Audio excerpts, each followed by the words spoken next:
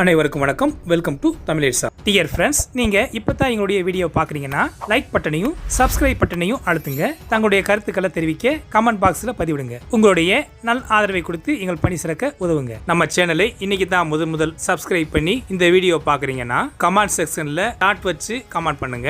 அதே மாதிரி இல்லங்க நீங்க ரெகுலரா போடுற எல்லா வீடியோவும் நாங்க தினந்தோறும் பாக்குறோம் என சொல்லுறவங்களா நீங்க இருந்தீங்கன்னா கமெண்ட் பாக்ஸ்ல ஹாய் போடுங்க. நீங்க கமெண்ட் செக்ஷன்ல போய் போடுற ஒவ்வொரு கமெண்ட்டும் ஆதரவாக இருந்து ரெகுலரா நாங்க சிறப்பாக வீடியோ போட உத்வேகமாக இருக்கும். வாங்க வீடியோக்குள்ள போகலாம். ஃப்ரெண்ட்ஸ், பெஹல்காம் தீவிரவாதிகளுடைய தாக்குதலை தொடர்ந்து பாகிஸ்தான் மீது இந்தியா ஆபரேஷன் சிந்து என்ற பெயரில் நள்ளிரவு இந்தியாவின் முப்படைகளும் இந்திய எல்லைக்குள்ளே இருந்து கொண்டே பாகிஸ்தான் எல்லைக்குள் இருந்து இயங்கக்கூடிய லஷ்கர்-இ-தொய்பா, ஜெய்ஷ்-இ-முகமது போன்ற பயங்கரவாத அமைப்புகளுடைய 9 முகாம்கள் மீது தீவிர தாக்குதலை நடத்தியிருக்கிறாங்க. இந்திய உளவு அமைப்புகள் கொடுத்த விவரங்கள் அடிப்படையில் இலக்குகளை நிர்ணயம் செய்து இந்தியாவின் முப்படைகளும் பாகிஸ்தானின் பொதுமக்கள் இராணுவ முகாம்களை தவிர்த்து பாகிஸ்தானில் இயங்கி வரக்கூடிய பயங்கரவாத அமைப்புகளுடைய முகாம்கள் மீது இந்திய எல்லைக்குள் இருந்து கொண்டே பாகிஸ்தானில் 4 இடங்களும், பாகிஸ்தானின் ஆக்கிரமிப்பு காஷ்மீர் POK-யில் 5 இடங்களிலும் 9 இடங்களில், அதாவது ஜெய்ஷ்-இ-முகமது பயங்கரவாத அமைப்பின் 3 முகாம்களும், ஹிஸ்புல்லா முஹிதீன் பயங்கரவாத அமைப்பின் 2 முகாம்களும், லஷ்கர்-இ-தொய்பாவின் 4 முகாம்களும் தாக்கி அழிக்கப்பட்டிருக்கிறது.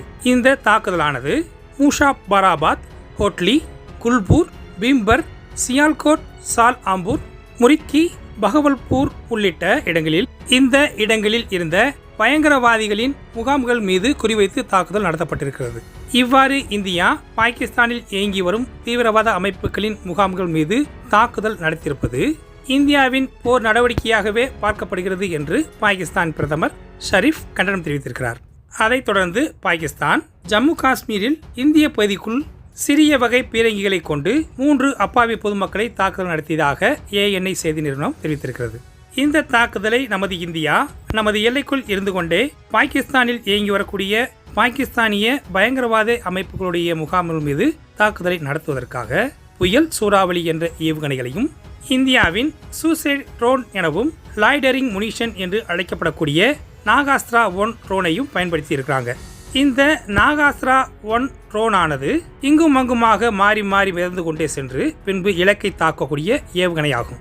இதை நமது இந்திய கடற்படை வழியாகவும் இந்திய தரைப்படை வழியாக நீண்ட தூரம் செல்லக்கூடிய ஏவுகணையையும் ரஃபேல் போர் விமானங்கள் மூலம் ஸ்கல்ப் குரூஸ் மிசைலை கொண்டும் லான்ச் பண்ணி ஹேமர் ஆயுதங்களையும் இந்தியாவின் முப்படைகளும் தாக்குதலை நடத்தியிருக்கிறாங்க.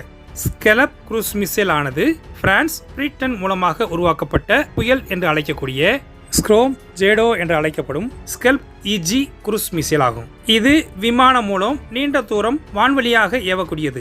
இது 5.1 மீட்டர் நீளமும் 1 டன் எடையும் கொண்டு மாக் 0.95 ஸ்பீடில் நொடிக்கு 1.163 கிலோமீட்டர் வரை செல்லக்கூடிய, அதாவது 600 கிலோமீட்டர் தொலைவுள்ள இலக்கை தாக்கி அளிக்கக்கூடிய திறன் கொண்ட ஸ்கல்ப் குரூஸ் மிசைல் ஆகும்.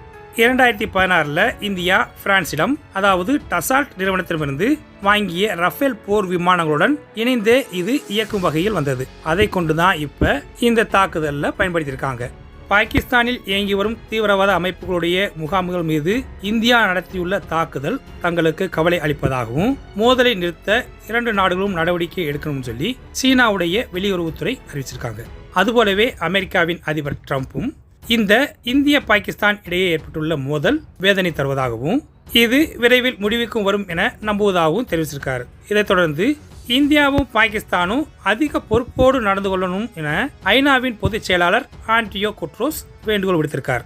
இந்தியா இந்த தாக்குதலை நடத்தி முடித்ததற்கு பின்பு பாகிஸ்தான் அதற்கு பதிலடி கொடுக்க வேண்டும் என்று முயன்றாலோ அல்லது தீவிரவாதிகளை தூண்டிவிட்டு தாக்குதலை நடத்தினாலோ அதைத் தொடர்ந்து இந்தியா எப்படி பாகிஸ்தான் மீது மிகப்பெரிய வலுவான தாக்குதலை நடத்துவது என்பதை பற்றிய ஆலோசனைகள் தற்போது நடைபெற்று வருகிறது.